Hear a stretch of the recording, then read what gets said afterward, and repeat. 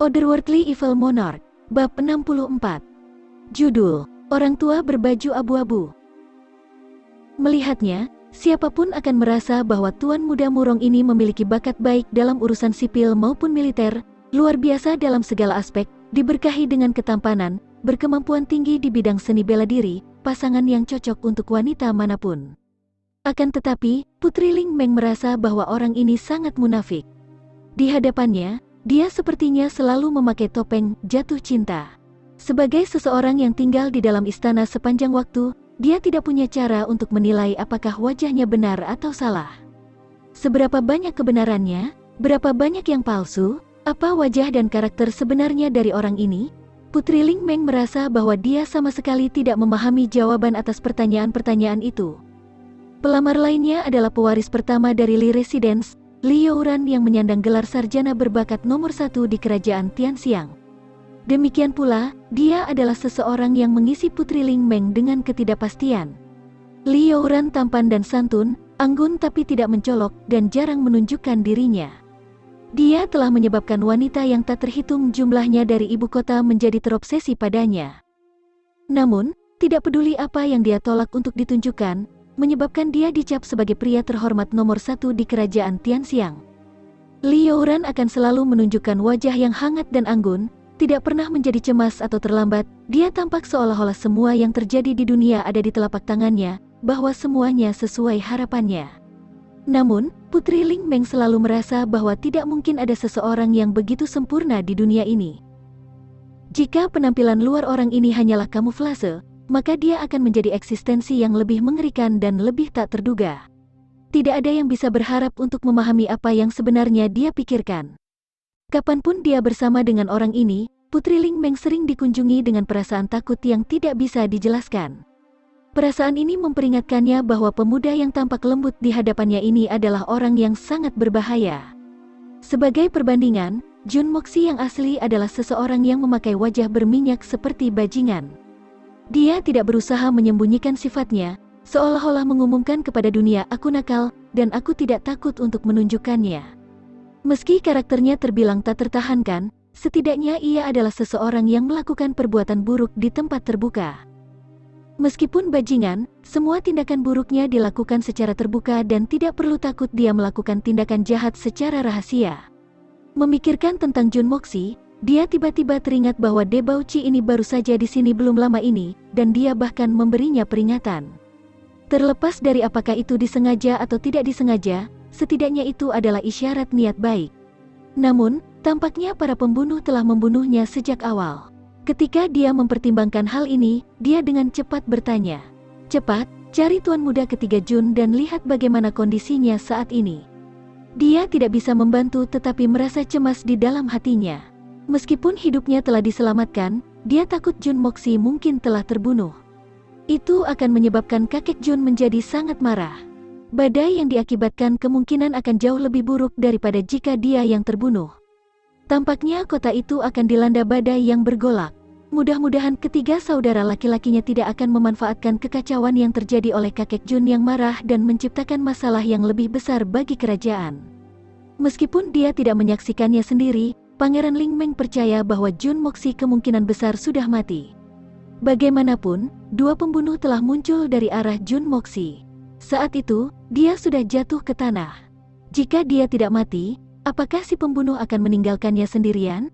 Beberapa pengawal pergi mencari tetapi setelah mencari di mana-mana, mereka tidak dapat menemukan Jun Xie. Itu karena Jun Xie saat ini sedang ditembaki oleh mayat si pembunuh ke titik di mana tubuh mereka tumpang tindih dengan sempurna satu sama lain, yang menyebabkan kegagalan para pengawal untuk memperhatikan mereka. Seorang pengawal yang tampak kasar bergegas untuk melapor kepada sang putri. "Putri, kita tidak dapat menemukan mayat Tuan Muda ketiga Jun. Mungkin mayat itu berdiri dan melarikan diri dengan sendirinya." Mendengarkan kata-kata itu, wajah Putri Ling Meng menjadi hitam sampai muntah darah. "Omong kosong apa ini? Kamu tidak dapat menemukan mayatnya, jadi mungkin mayat itu berdiri dan melarikan diri dengan sendirinya? Mayat bisa kabur dengan sendirinya?" Wajah Murong Qianjun menjadi gelap. "Apa yang kau bicarakan?" Penjaga itu panik dan mulai tergagap. Maksudku, kita gagal menemukan mayat Tuan Muda ketiga Jun, mungkin masih tersisa." Bukan maksud aku. Cukup, berhenti berbicara. Wajah Murong Qianjun menjadi hitam. Jika kamu tidak dapat menemukan mayatnya, itu berarti kamu tidak dapat mengatakan bahwa dia sudah mati. Terlebih lagi, kamu tidak bisa menyebutnya mayat. Seharusnya kau berkata, tubuh Tuan Muda ketiga Jun telah menghilang. Paham? Semua pengawal mengeluh dalam hati. Bukankah kamu yang mengatakan bahwa dia sudah mati? Untuk berpikir bahwa kamu masih memiliki wajah untuk menguliahi kita. Sungguh orang yang hina. Putri Ling Meng merasa tidak berdaya dan berkata, cari lagi secara detail. Jika kamu menemukan tubuh Tuan Muda ketiga Jun, segera kirimkan ke keluarga Jun. Di bawah pengaruh mereka, Putri Ling Meng hampir melontarkan kata mayat itu sendiri. Setelah mencari lagi, mereka tidak dapat menemukan apapun. Karena itu, Putri Ling Meng mengatur agar seorang pengawal melaporkan masalah ini ke keluarga Jun. Tidak lama setelah pengawal itu pergi dengan menunggang kuda, sesosok abu-abu bergegas keluar di depan mereka. Sosok ini ternyata adalah orang tua yang kecil, kurus dan tampak layu. Murong Qianjun menghunus pedangnya dan bertanya dengan suara tegas. Siapa? Aku mencari seseorang. Wajah lelaki tua kecil itu adalah topeng depresi, saat dia mencari kemana-mana. Wajahnya dipenuhi dengan kecemasan, dia menutup telinga terhadap pertanyaan Murong Qianjun. Murong Qianjun sangat marah dan berteriak bahwa dia mengingat upaya pembunuhan baru saja dilakukan terhadap sang putri, kemunculan orang aneh ini adalah peristiwa yang sangat mencurigakan. Para prajurit di sekitarnya menyuarakan penegasan mereka dan hendak bergegas ke depan ketika mereka melihat lelaki tua itu tiba-tiba menjadi gembira. Akhirnya aku menemukanmu. Haha, mengapa kamu tidak lari sekarang? Bajingan kecil nenekmu, kamu memiliki pedang yang menembus kamu, ya? Mari kita lihat apakah kamu masih berani melarikan diri lagi. Dia berteriak dengan nada sombong. Yang mereka lihat hanyalah dia berlutut di depan mayat seorang pembunuh dan sedang dalam proses mencabut pedang. Dia sejajar dengan si pembunuh, jatuhkan dia. Murong Qianjun menjadi sangat gembira. Dia merasa orang ini sangat bodoh. Semua pembunuh di sini sudah mati, namun dia memilih untuk memasuki tempat ini, yang dikelilingi oleh tentara untuk menemukan mayat. Anehnya, orang tua itu membuang pedangnya setelah mencabutnya. Kemudian, dia mengangkat mayat si pembunuh dan dengan santai membuangnya, seperti bagaimana seseorang akan melempar karung, tanpa mempedulikan tindakannya. Membungkuk, dia mengambil tubuh berlumuran darah. Putri Ling Meng buru-buru menahan Murong Qianjun sebelum mengamati tubuh itu secara mendetail. Ternyata itu Jun Moxi. Dia berlumuran darah di kepala dan tubuhnya, tampak seolah-olah dia akan kehilangan nyawanya dalam sekejap. Tiba-tiba, mata Jun Xie bergerak, menyebabkan Putri Ling Meng menjadi terkejut. Ternyata bajingan ini masih hidup. Bolehkah aku menanyakan identitas senior ini? Putri Ling Meng bertanya. Aku tidak punya waktu untuk mengobrol denganmu, gadis kecil. Orang tua ini perlu bergegas untuk membantunya merawat luka-lukanya. Kalau tidak, dia mungkin akan benar-benar menendang embernya. Orang tua itu mengambil tubuh Jun Xie dan dengan sekejap, muncul di depan Murong Qianjun. Menatap Murong Qianjun, dia memarahi. Bajingan kecil, lain kali, perhatikan bahasamu. Menarik kembali kepalanya, dia menghilang seperti kepulan asap. Murong Qianjun hendak membalas dengan marah ketika orang tua di hadapannya tiba-tiba menghilang tanpa meninggalkan jejak, menyebabkannya marah.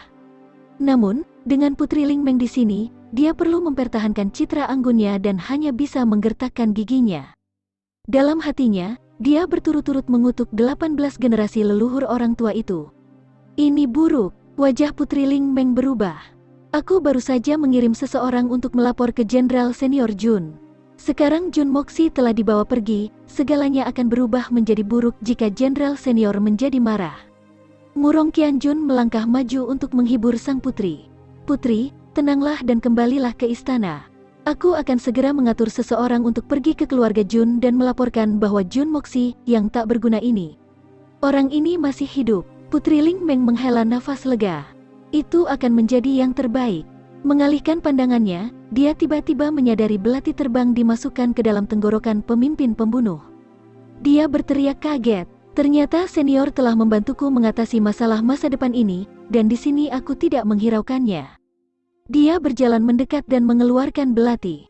Memeriksa itu, dia menemukan bahwa itu memang sama dengan dua lainnya. Dia tidak bisa tidak bertanya-tanya. Orang ini adalah master level puncak sejati. Aku bertanya-tanya kapan aku akan memiliki kesempatan untuk bertemu dengannya secara langsung untuk mengucapkan terima kasih. Putri Ling Meng menoleh untuk melihat keadaan tim pengawalnya yang menyedihkan. Dia menghela napas. Dengan keadaan apa adanya, bagaimana aku bisa berharap untuk pergi ke kediaman Dugu? Mengingat nasihat Ye Guhan untuknya, dia berbicara. Kembali ke istana. Buat daftar nama mereka yang meninggal. Laporkan ke bagian dalam istana dan pastikan bahwa keluarga mereka diberi kompensasi dengan murah hati.